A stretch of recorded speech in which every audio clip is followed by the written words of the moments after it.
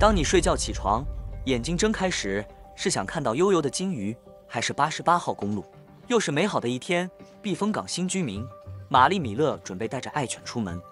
玛丽表示，居住在这里，有时候感觉日子活得很挣扎。这里的生活形态绝对是与众不同，但我有自信能征服它。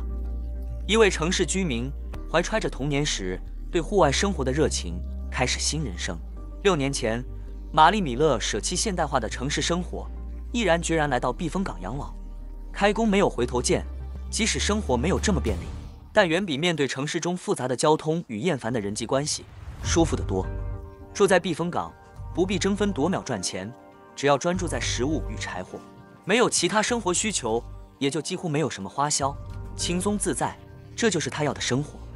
会选择在这里度过余生，是因为先前来这里钓鱼，一不小心就把心遗落在避风港，从此就再也回不去了。玛丽将另一头小母狗留在码头，因为它太年轻，不适合在森林自由跑动。原始丛林里到处都是掠食者，当你在忙碌工作时，很难照看它，怕有去无回。虽然让它独自待在码头有点可怜，年轻狗还没学会听懂指令，加上好奇心强，容易太兴奋就自己跑走。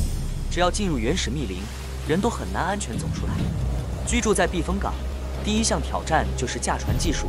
这里随时风浪滔天，天气一日数变，原本风平浪静，一旦出港，海象就很难掌握。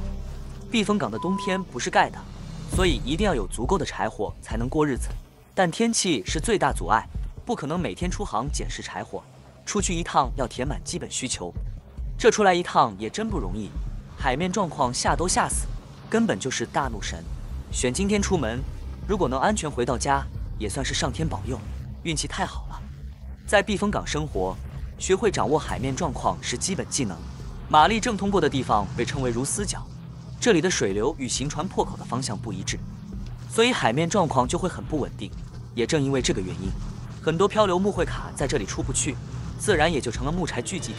海滩上有不少木头，形成原因是在2个海峡的水流碰撞点，海流就容易受到各自潮汐影响，海上漂流木会受2股水流拉扯，最终就会停留在附近海滩。玛丽来到这里，就是希望不用砍树，就能轻松获取漂流木、妥妥的柴火木头。她决定把船停在这个珊瑚礁的位置，前提就是注意海底下状况，不能打到船底。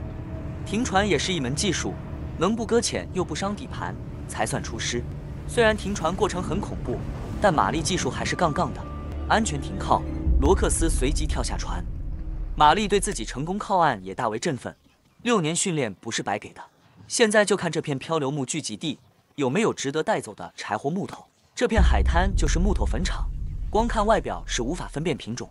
先用铁锤敲一敲，弄一块起来闻一闻。这一棵是白杨木，不是好柴火，不耐烧。白杨木的质地太软，只适合用来做些简单易燃的东西，像火柴棒这类的，一烧就化，砍再多回去也不够烧。只能再看下一棵，这棵比较白，拆一块下来闻闻，可惜了，还是白杨木。旁边这棵看看，哇靠，又是一样的。这群废柴，玛丽心里有点不太爽了。辛辛苦苦来到这里就够累人了，如果真的都是白杨木，一定会气死。果然容易取得的东西，都可能不是自己想要的，省事但没好货。